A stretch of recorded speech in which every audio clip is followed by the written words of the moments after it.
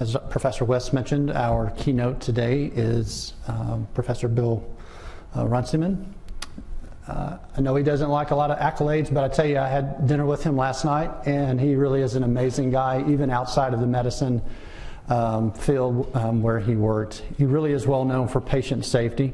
He's a president of the Australian Patient Safety Foundation and has made significant contributions and improvements into patient safety in Australia and around the world through his research. And it also works incident reporting systems and terminology and classification of patient safety.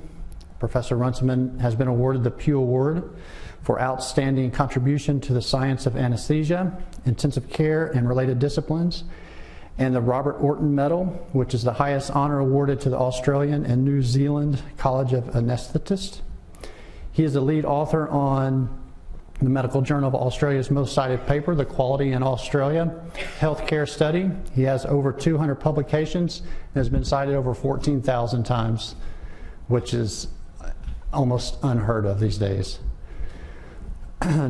Not to shy away from technology, but Professor Runciman was the co-owner of one of the first electric helicopters to come into the country. He also is trekking around the circumference of Australia in his gyroscope, and we'll be doing that over the next weeks and years coming. So without further ado, please help me welcome Professor Runciman.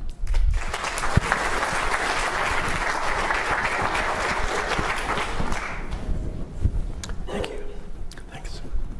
Thank you. Thanks. Well, thank you very much.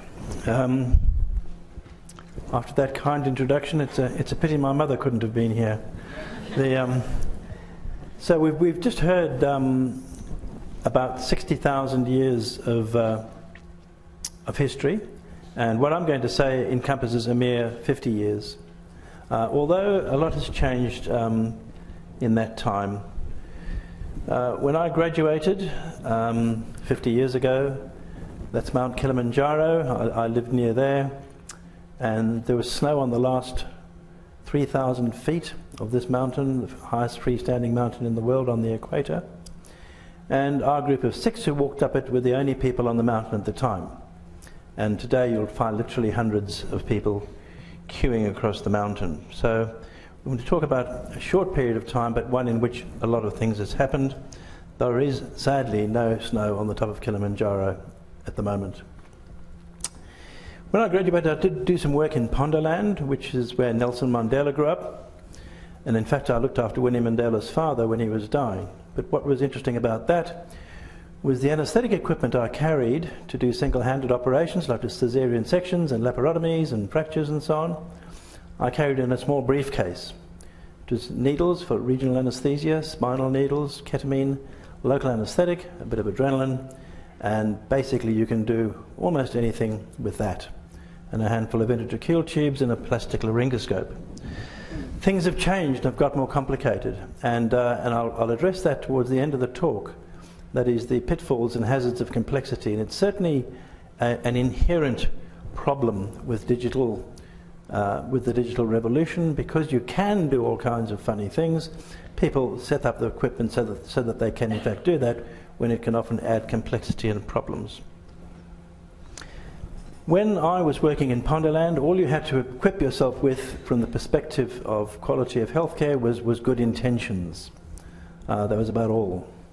The British Medical Association, believe it or not, at that stage, and I'm quoting them, said that healthcare-associated harm comprised isolated events, deeply regrettable and best forgotten. I guess that's best forgotten unless you're the person who is harmed.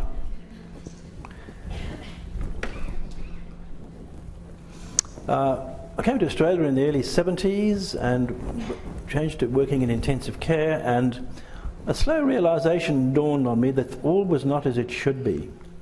Equipment seldom did what it was supposed to do, because I was doing a PhD at the time and evaluating and validating equipment and flows and pressures and all kinds of things. And the manufacturers were just fibbing, claiming that a Swan-Ganz catheter lumen has got a frequency response flat to 30 hertz. It's just a lie. I mean, you can check that out in a few seconds. and that some drugs and procedures caused more harm than the conditions they were being used for. It was particularly true in intensive care. And if this is a bit fuzzy, it's because you're looking through the mists of time. But about up to half patients, more than a third, and about half of all intensive care patients at all times are there entirely due to healthcare associated harm. If they'd stayed at home watching the telly, they would have been okay. It took a while for people to realise this. These are the medical indemnity reviews, the insurance doctors paid. $10 a year in 1960, $20 in the 1970s, went up to $50 in the 1980s. So you can see it is simply a non-issue. And then thereafter they went up a lot and plateaued at about 2000 because John Howard introduced what he called reform, which was actually just curtailing the rights of the plaintiffs. It wasn't reform at all. It was just capping the amount that could be paid out. It's not a new idea, patient safety. The sixth king of Babylon had something to say about it. He literally had 282 laws literally set in stone on a stone plinth. And he said about malpractice, if a surgeon performs a major operation on a noble man and causes the death of this man, they shall cut off his hands. Well, I think that's not a bad idea sometimes. Some of the people I've worked with, they'll probably start operating with their feet, however. Interestingly enough, they weren't big on human rights. They said the strong shall not support the weak. Do I hear echoes of that in some parts of the world at the moment? And but they did have a sort of a sliding fee structure for poor people, because the fee for a slave was only 2 shekels compared with 10 shekels for a nobleman. So the story so far, I mean, I'll go into this very, very briefly. Hammurabi had things to say about healthcare-associated harm 4,000 years ago. Hippocrates, we all know, said, firstly, do no harm, 2,500 years ago. The first epidemiologist was Florence Nightingale in the Crimean War, and subsequently an extremely enlightened surgeon in the United States, Ernest Codman, proposed reviews and mortality audits and a whole lot of things nearly 110 years ago. But his fellow surgeons didn't like that, and so they deregistered him, and he died a pauper for his pains. By 70 years ago, people like Moser, writing in the New England Journal of Medicine on the diseases of medical progress, and Mackintosh, who was the first chair of anaesthesia at Oxford University, the first one outside the United States, they both were onto the fact that healthcare caused harm. It was actually the healthcare practitioners often who were causing the harm. Before that, they'd attributed to some magical effects of drugs and so on. But they didn't actually propose systemic steps to be taken. It was only 50 years ago that Don Harper Mills and Jeffrey Cooper, both in the United States, produced seminal works which are the forerunners really of what we do in patient safety at the moment. I want to talk about things under 3 main headings: counting things that go wrong, understanding the things that go wrong, and then responding to the things that go wrong, which seems a fairly logical sequence. We'll start with counting. As I said, Don Harper Mills in 1975. In the early 1970s, there was a medical indemnity crisis in California, where all of a sudden patients woke up to the fact they were being harmed and started suing the doctors and the hospitals, to the point that they couldn't get insurance, and they had to self-insure. So Don Harper Mills, being very enlightened, he developed a 2-stage medical review method, which is still used to this day. And he reviewed 23,000 medical records, and he was looking at the feasibility of no-fault insurance, as they have in New Zealand, which is, I think, a very enlightened and sensible thing to do, to get rid of the tort system. And he concluded that 4.6% of admissions, there was a potentially compensable event. Something went wrong for which he felt patients should have been compensated. The other paper in the 1970s was Jeffrey Cooper, a biomedical engineer from the Massachusetts General, who published a paper called Preventable Anaesthesia Mishaps, and we'll talk more about that later, because this is the second stream of things I want to talk about. He used a thing called the critical incident technique, which was developed by a guy called Flanagan, who was a psychologist who, after the Second World War and during the Second World War, was trying to work out why pilots learnt failed to learn to fly, which manifested as them crashing, and he realised that looking at the crash of an aircraft is not a particularly enlightening way of trying to work out why it crashed. And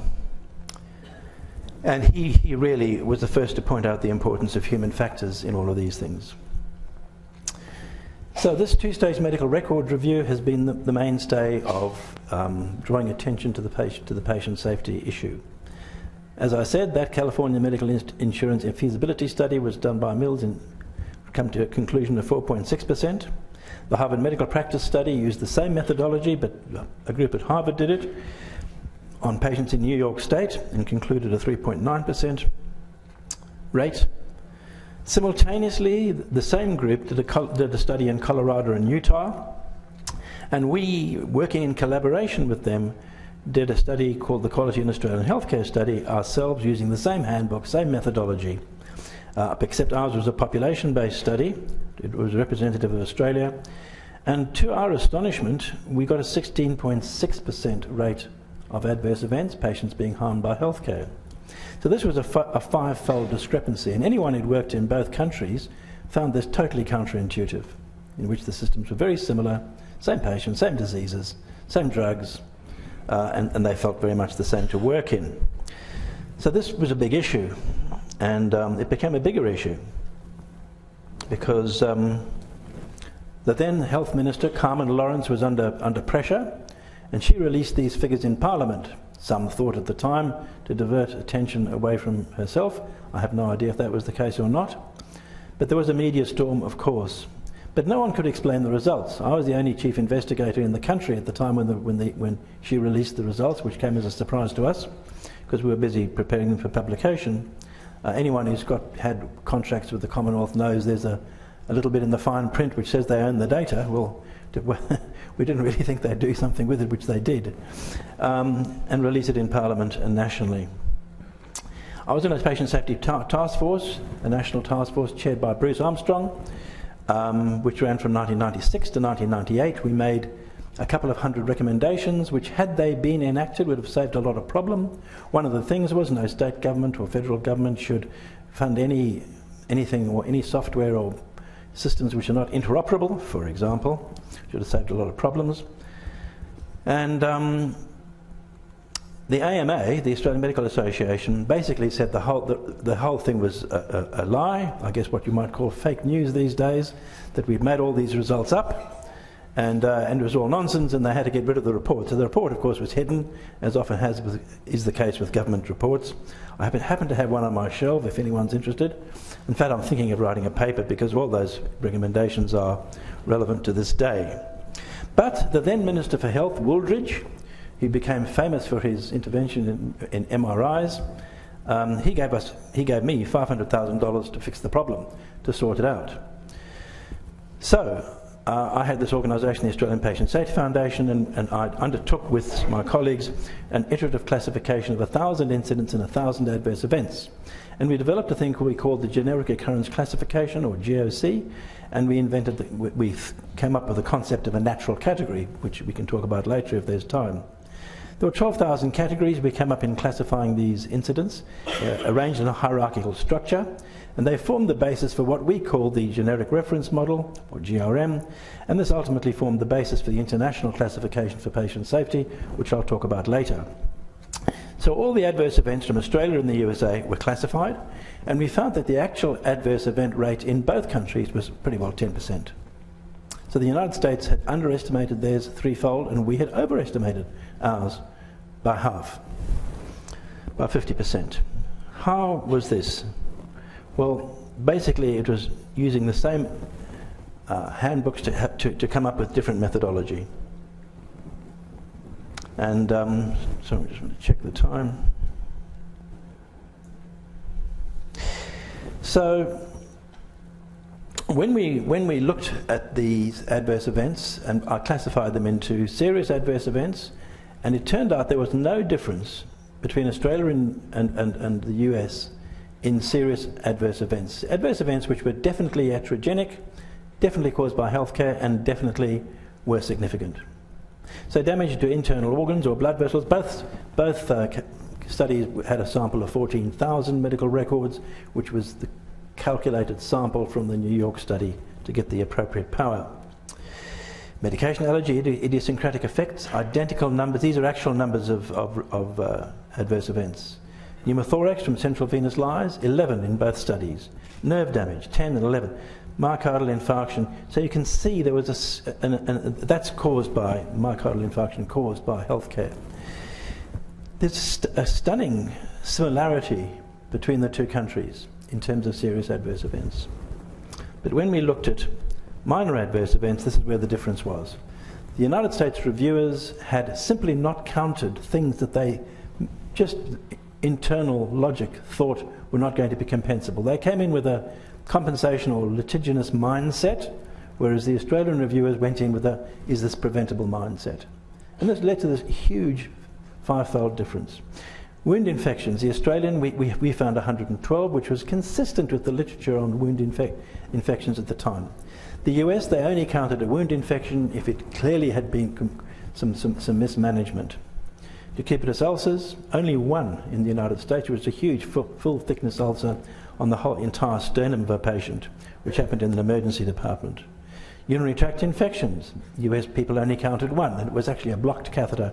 They didn't count the ordinary urinary tract infections, which of course met the definition for an adverse event. Incisional hernias, likewise, they only counted one, I think, which had a major wound infection and broke down. They didn't count any side effects of radiation or chemotherapy, such as your hair falling out, which again technically meet the definitions for an adverse event. So this problem then was solved by this. So in summary then about counting adverse events, the Quality in Australian Healthcare study, which we did, that subsequently went on to have it's got about 4,000 citations now, and it was the most cited medical article in the Medical Journal of Australia at its 100th year anniversary. Why? Because it was a funny number. So if you want to get lots of citations, publish a funny number. And a colleague of mine has got a very large number of citations on one paper because there was an accusation that they had fudged the results. So they got huge numbers of citations, and in fact it was a false accusation, and it was subsequently shown not to be the case. Since then, adverse event studies have been done in over 10 countries. I've lost count now. It's a whole bunch of countries. It started with New Zealand, started with the UK, Spain, France, you name it, Netherlands, the Nordic countries, South American countries. A whole bunch have been done, and they all find about 10%. 1 in 10 admissions patients are harmed. 1 in 300 patients die in association with an adverse event, which is 4 times the road toll in Australia. So it's very significant, and you can rank it, depending on how you lump diseases together, it ranks 3rd, 4th, or somewhere around that in terms of the most common problem afflicting patients. So it's right up there with the most common diseases. But very importantly, half the problems are preventable. We'll go into this a bit more later, but obviously if something is preventable, you should put into measures, ideally systemic measures, which actually prevent these things from happening. Frequently asked questions about adverse events, about this methodology.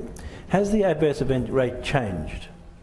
Well, the answer is we don't know, because we can't really measure the rate, the frequency of adverse events. It is exquisitely threshold sensitive and method sensitive, and we know that in-hospital teams will very rapidly develop their own in-house rules for deciding what is and what isn't caused by, associated with healthcare associated harm rather than disease and injury. There's a tool called the global, I don't think what it's called, the global trigger tool, which people have proposed is a way of easily measuring the rates of adverse events, and we've just reviewed the literature recently and have concluded the fact that it's all over the place, just as medical record review is. In actual fact, somewhere between 10 and 40% of admissions are associated with patient harm, depending on whether you just review records or you look at if you do observational studies, it's up to 40%. Not serious harm often, but nevertheless harm. Observational studies, of course, are very expensive. And 1% of general practitioner consultations are, so it's 1 million consultations a year in Australia have an adverse event, because there are about 100 million GP consultations. On average, every patient sees a GP 5 times a year in Australia. What is really important is that some risk is appropriate. It's a bit unfair just to put all the risk into a big pile and say, look at that horrible pile. Obviously, if you need a bone marrow transplant, there's substantial risk associated with that, and you've got a fair chance of dying. But it's appropriate to take that risk, because the alternative is that you're definitely going to die. And some is unpreventable. So with the current state of knowledge, you won't be able to prevent all the intercurrent infections associated with the bone marrow transplant, but you certainly should prevent those that you can prevent, such as those arising from people not washing their hands. So my slightly provocative generalisation is that counting is a waste of time and money. That study we did costed $2 million to find just over 1,000 adverse events, and the trouble, you've got to ask, well, what's the point in counting? And the next slide I'll really emphasise that. There is point in seeing different patterns. So if, for example, you're getting bloodstream infections from central lines, if you can change the pattern, that's important. One of the most important findings in a paper we published called Setting Priorities in Healthcare was if you plot the frequency of event types, this is the types of events, against the frequency, the number of times that event happens, you find that 25% of all the things that harm patients in hospitals occur in about 12 or 15 categories. That's all. These are nosocomial infections, they're falls, they're things of that nature. But the vast majority occur so infrequently that you simply can't get a handle on them in an average hospital.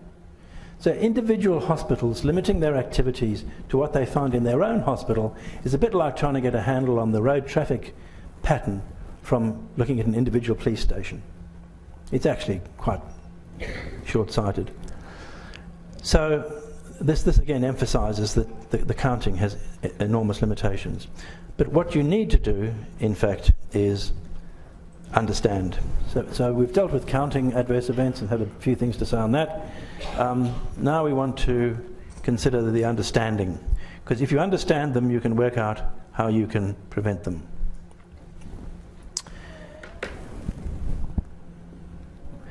Now, everyone has seen Jim Reason's Swiss cheese model, which says that in order to talk a hazard into a loss or an incident, you've got to penetrate these various layers of defences, which are dynamic and moving, which have got various holes which appear and disappear with time.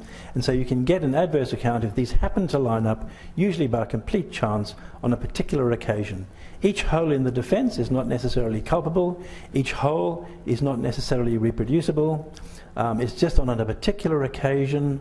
And often you can get a serious outcome from 4 or 5 contributing factors, none of which in any way were particularly unusual. It's just bad luck that on that day everything lined up and a patient is harmed. This is very important because it says that how do you get at trying to prevent these from happening?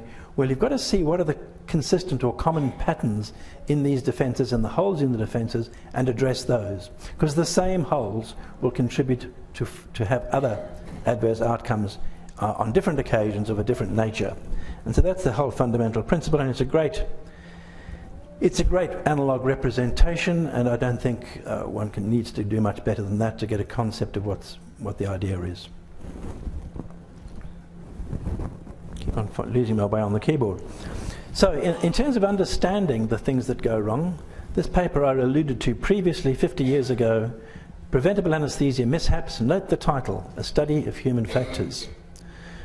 Jeff Cooper, this biomedical engineer, who was a really huge character in patient safety, he did a number of other things, and he was involved in the first simulation as well.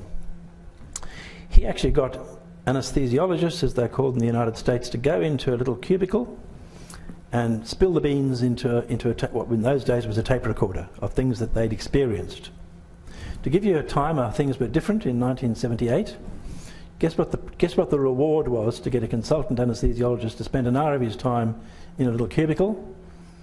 It was a pocket calculator. And there was eager people queuing up to gain this great prize. It was 1978.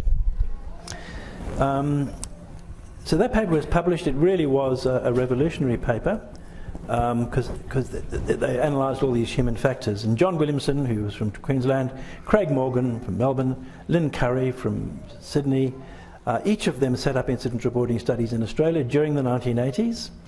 And I convened a meeting in 1987 at which we formed the Australian Patient Safety Foundation, and together with them and a couple of us, we formed the Australian Patient Safety Foundation and set up the Australian Incident Monitoring Study. The foundation was in fact the first national body to address, across all of healthcare, to address patient safety, and predated others by about 10 years. Of course, the Anaesthesia Patient Safety Foundation, same initials, was in the United States, set up by John Eichhorn and people like that. That preceded it by a year.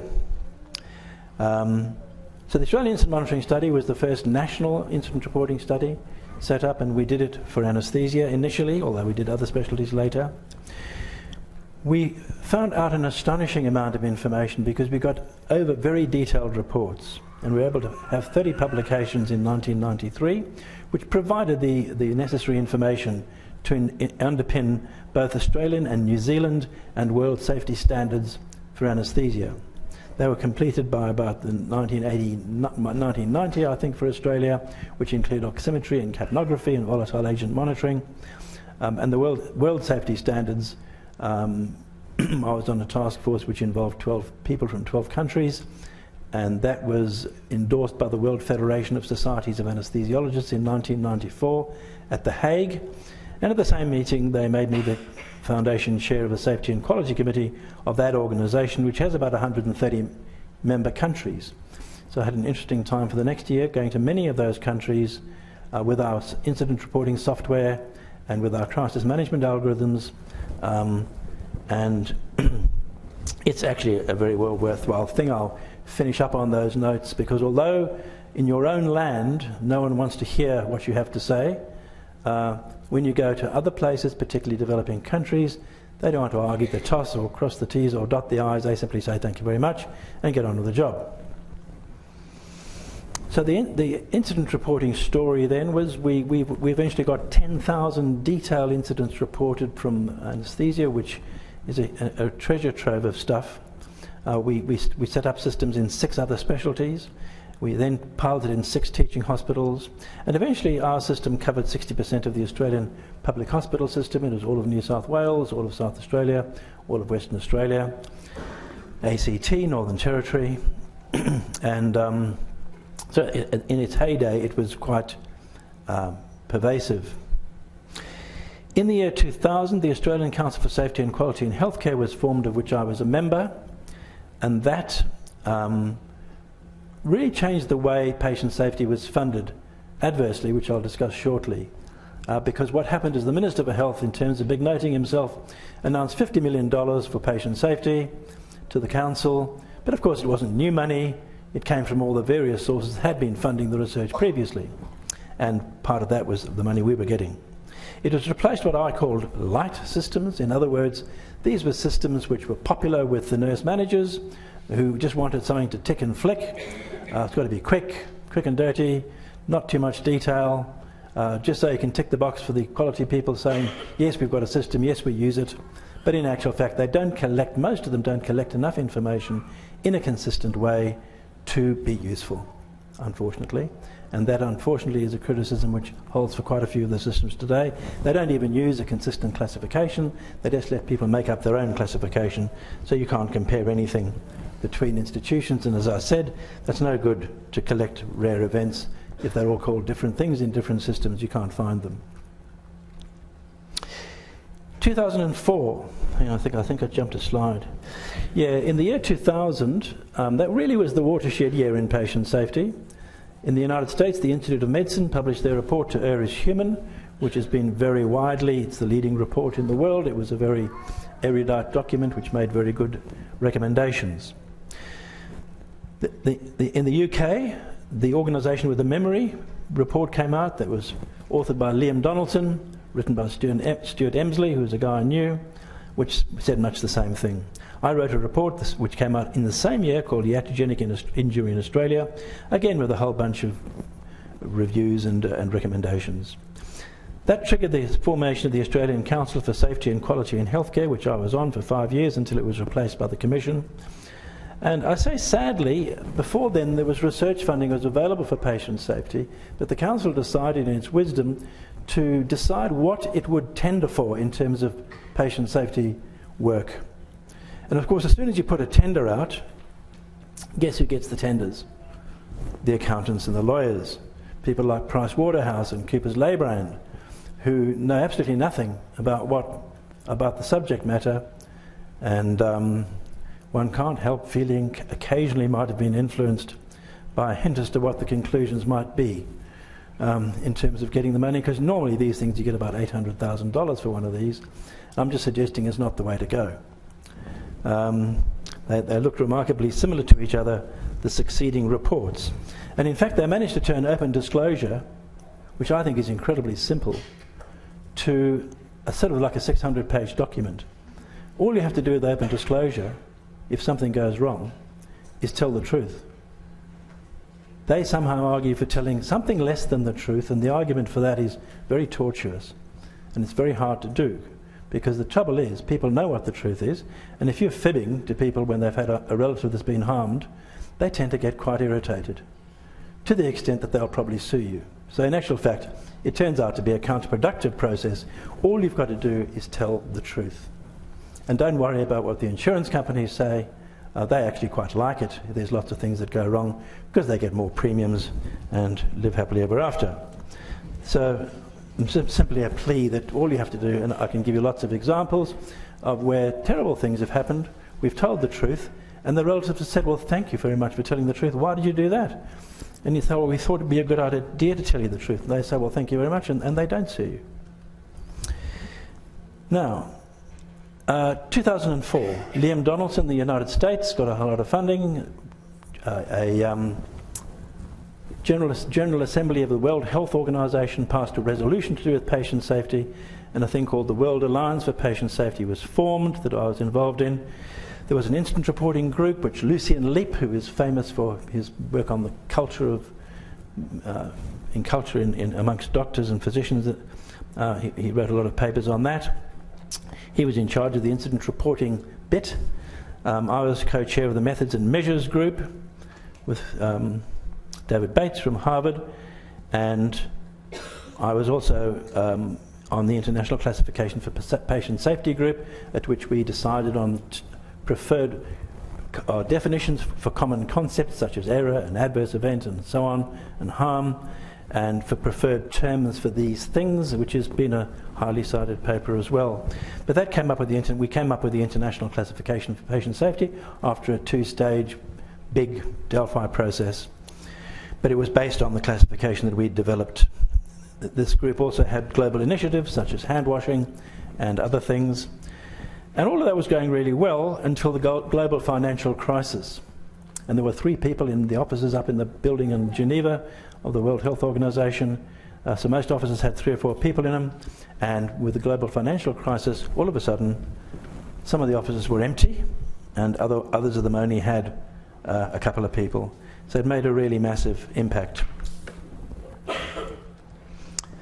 This is the International Classification for Patient Safety. It's got 10 what we call classes: contributing factors, incident type, patient characteristics, incident characteristics, how the thing was detected, what mitigating factors could be done, patient outcomes, organizational outcomes, ameliorating actions to make things good, and then these feedback in various ways. And if you deconstruct incidents, or particularly clusters of incidents, into these categories, you can see what the problem is and how you can fix it.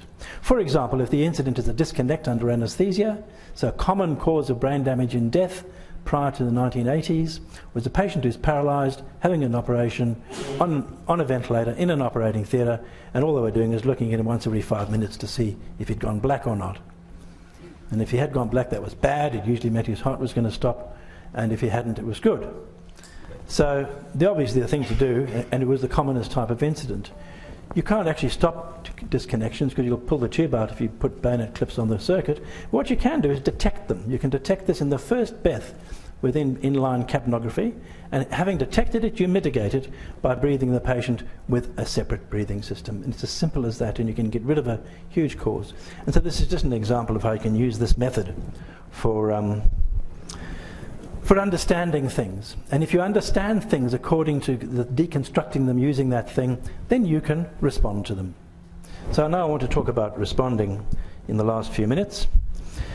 Historically, they used to wait until people were dead or dying before responding. So if you could make a bit of a grunt in your bed, they left you alone.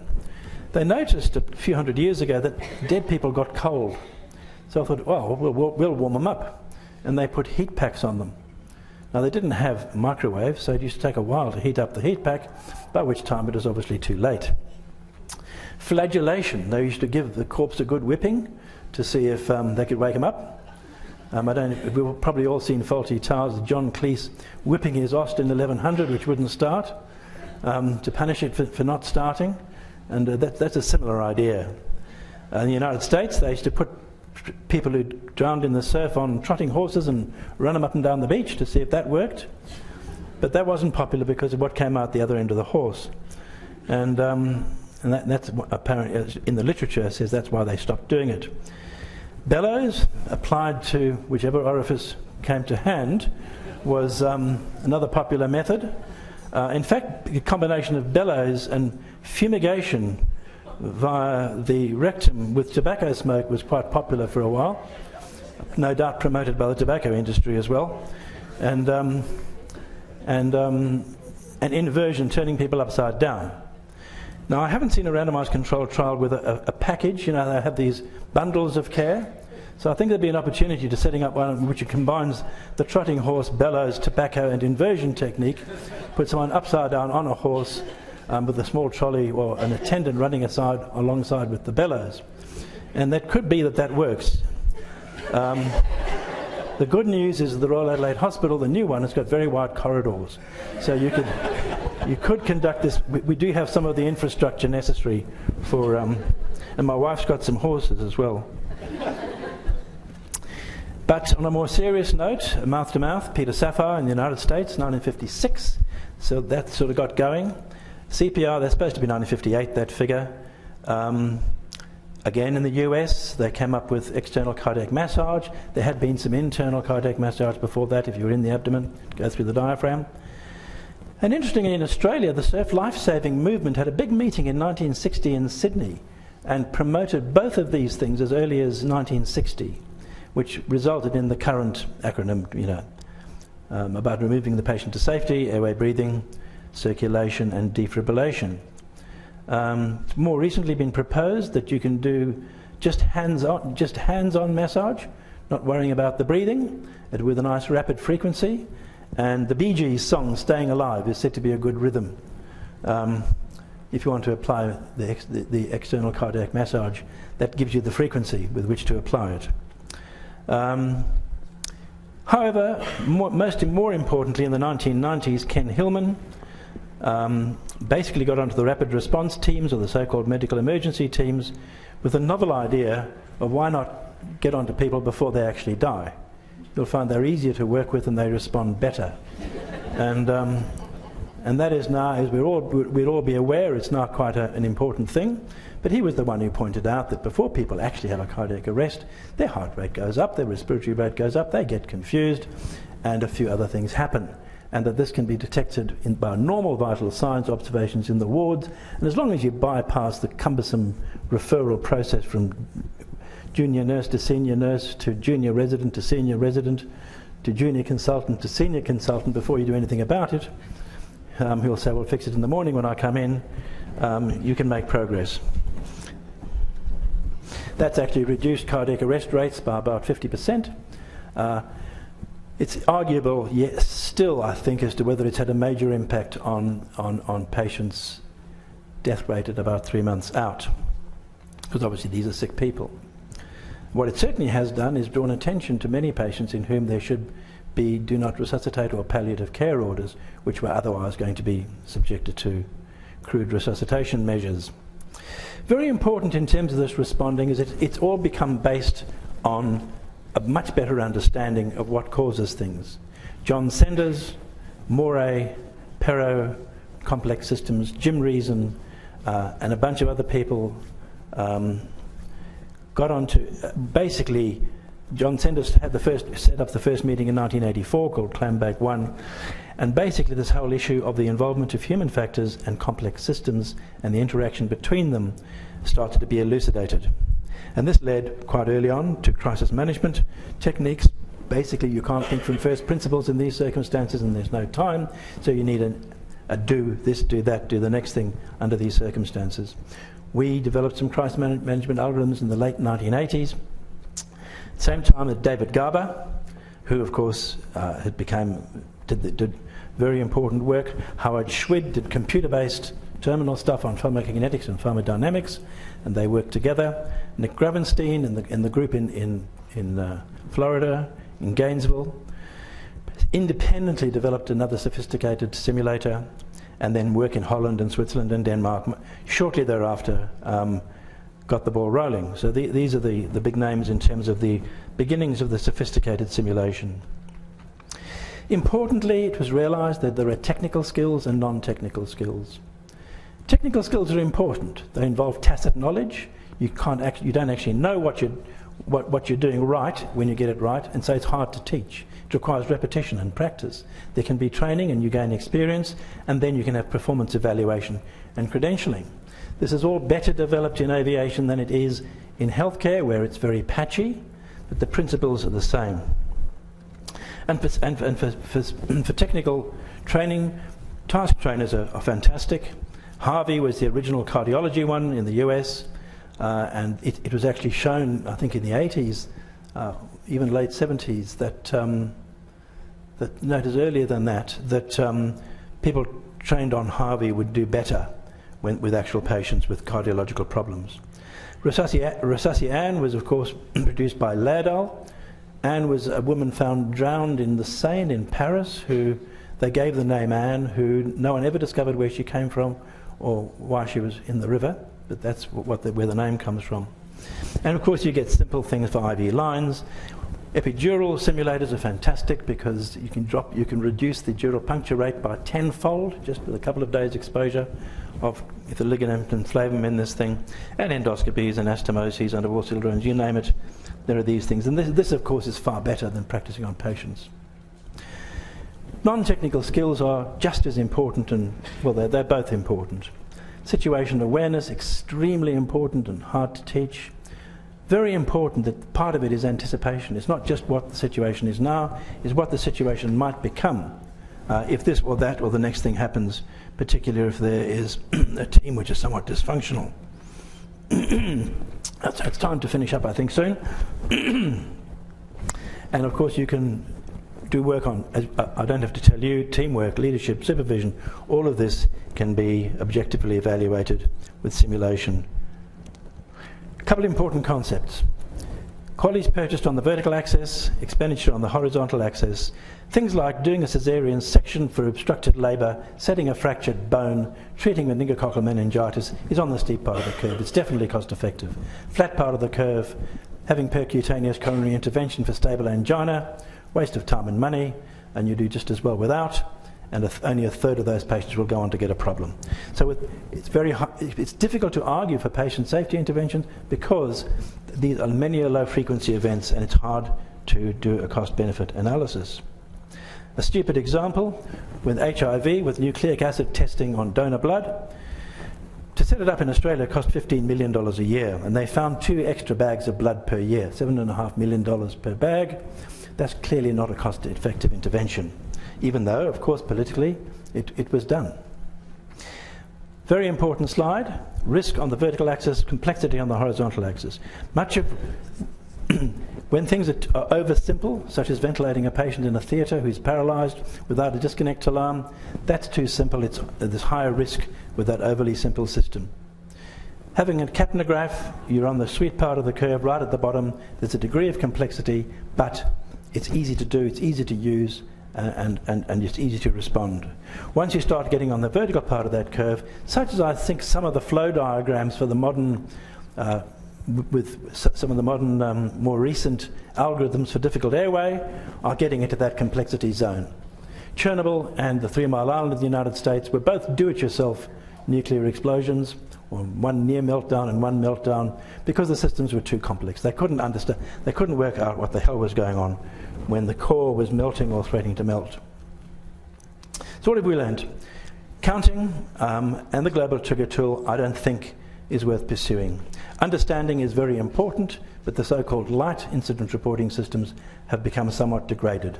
Feedback to individual reporters is generally terrible, and if you don't provide feedback, reporting goes off. Responding, some early successes such as capnography, oximetry, and indeed some ongoing successes, but I think far too little systemic response is done. Adjust culture, which I didn't have time to talk about. Some recent disasters, the recent paediatric registrar in England who got struck off and found guilty of manslaughter, which was clearly a system problem, is a disaster. And as is some chemotherapy mistakes in Australia, in which people who should know better have assisted in crucifying the frontline players. So some of this is creating well-deserved distrust in the system, which is setting it back, and there's a lot more to work to be done than that. I was going to talk a little bit about my favourite topic, which is flying these machines, that's my machine, and some of the analogies between patient safety and flying in light machines, because there are a lot of very good analogies. I think I'm actually out of time, so I'll proceed with one more slide or two more. So where are we going?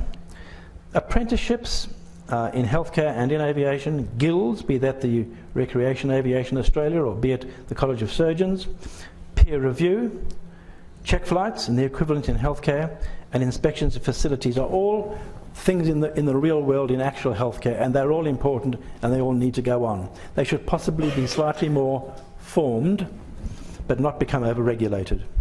Now with the digital revolution we can have fail-safe operating systems, we can have ongoing monitoring. For example, if a plane crashes now and everyone's using this OzRunways software, which is a GPS, they can see exactly what they've been doing the last month, what altitude, what routes, etc. Interprofessional learning, which I realise is now, I tried it 10 years ago before I stopped doing clinical work, and it was impossible to set up, even roster-wise. Now it's happening, which is fantastic, both at the undergraduate level and, for example, in New Zealand at the postgraduate level. And what we're here for this meeting about are all the exciting developments in augmented reality, etc.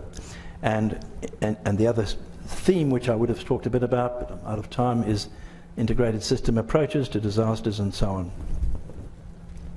So, to finish up, so there's a lot of work to be done. None of you are going to be out of a job for a long time. I think you can all relax. You're not going to solve these problems in the next 10 years. And the good news is that the thing about digital systems and the era that you're in is all of this is scalable. So once you've done the important work to show what works and what doesn't, and how things work and how it doesn't, this can then be transmitted to healthcare systems throughout the world in a manner that's very cheap. And as I said before, when I was involved in safety and quality for the World Federation of Societies of Anaesthesiologists, that the people in these countries are extremely receptive to taking solutions which worked well and implementing them. So I think I'll end on that hopeful note. Thank you.